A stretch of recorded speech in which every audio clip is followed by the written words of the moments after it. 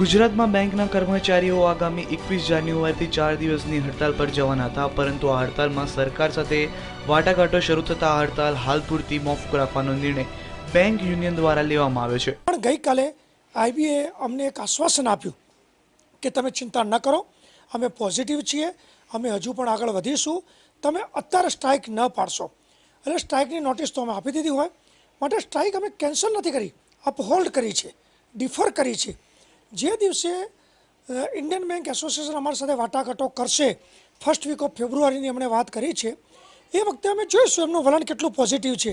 જો અમને સેટિસ્ફેક્ટરી લાગશે તો અમે સ્ટ્રાઇક ઉપર નહીં જઈએ, નહીં તો એ વાટાઘાટો પછી ઇમિડિયેટલી અમે આવનારા કોઈ પણ દિવસોની અંદર હડતાલનું એલાન। જો આ હડતાલ કરવામાં આવી હોત તો સામાન્ય લોકોને ભારે હાલાકીનો સામનો કરવો પડ્યો હોત, કારણ કે 4 દિવસની હડતાલ બાદ 26મી જાન્યુઆરી આવતી હોવાથી આખા અઠવાડિયા દરમિયાન બેંકો બંધ રહી હોત, જેના લીધે લોકોને 8 દિવસ બેન્કિંગ ક્ષેત્રના તમામ કામો અટવાઈ જવાની સંભાવના હતી।